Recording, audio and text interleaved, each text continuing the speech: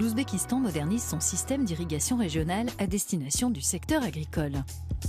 Dans le sud du Karakalpakstan, l'irrigation des champs se fait désormais grâce à la déclivité du terrain plutôt qu'à l'aide de pompes électriques.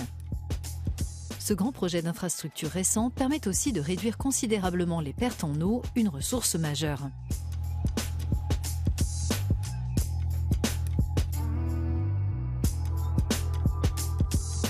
Comme vous le voyez, il y a des dunes et du sable tout autour. 50% de l'eau allait directement dans le sol. C'est pour cela que nous avons décidé de bétonner le canal. Le canal de Boustan est la principale artère d'acheminement de l'eau. Avant sa reconstruction, son lit était en terre et les infiltrations constituaient un problème majeur.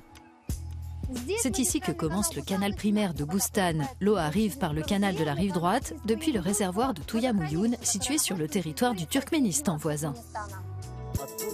Le canal de Boustan est relié à un réseau de canaux secondaires dont la longueur totale atteint plus de 800 km. Ils ont tous été reconstruits dans le cadre de ce projet qui couvre 3 régions et 100 000 hectares de terres agricoles. Ici, nous avons connu une grave pénurie de ressources en eau. 35 000 hectares de terres irriguées en étaient privés. Nous bétonnons les canaux, diminuons les pertes par infiltration, augmentons l'efficacité des systèmes d'irrigation, économisons environ 300 millions de mètres cubes d'eau en réduisant les fuites et réapprovisionnons ces terres agricoles en eau. Pour limiter les pertes d'eau, le fond et les berges du canal de Boustan, long de 70 km, ont été bétonnés. Le béton a été placé sur une géomembrane, un matériau spécial qui permet de minimiser les fuites.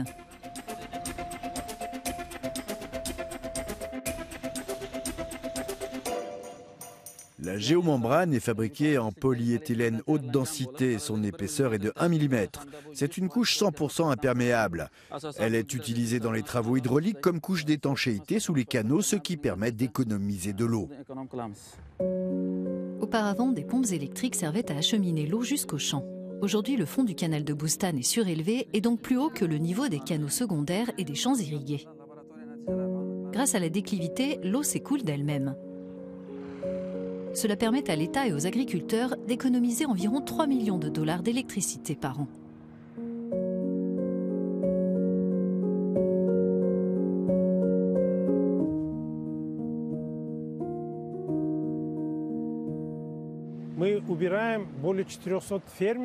Nous enlevons plus de 400 pompes agricoles, ainsi que 20 petites et 3 grandes stations de pompage qui fonctionnaient aux frais de l'État.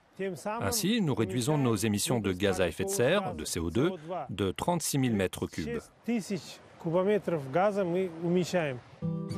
Nous nous rendons dans un verger de la région d'Elikala, irrigué par l'un des canaux secondaires, pour voir comment on exploite la déclivité des sols. Muzaffar Saparboyev n'a qu'à ouvrir cette vanne pour alimenter ses parcelles en eau. 1600 vannes de ce type ont été installées sur les canaux secondaires du sud du Karakalpakstan. L'agriculteur indique que sa ferme a économisé 6 000 € d'électricité en un an et souligne les avantages du projet.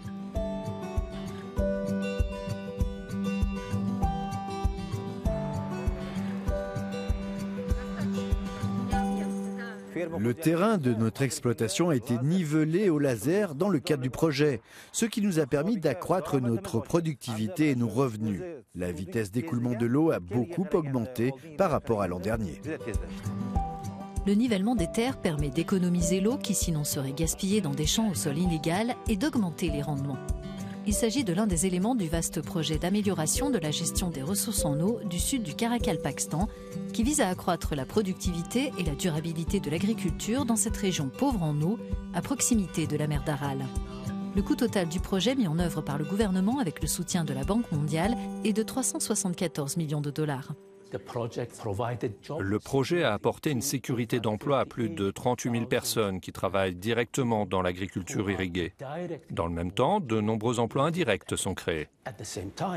L'emploi, l'adaptation au climat, l'utilisation efficace de l'eau, tout cela est extrêmement important et s'inscrit dans la stratégie du gouvernement et de la Banque mondiale.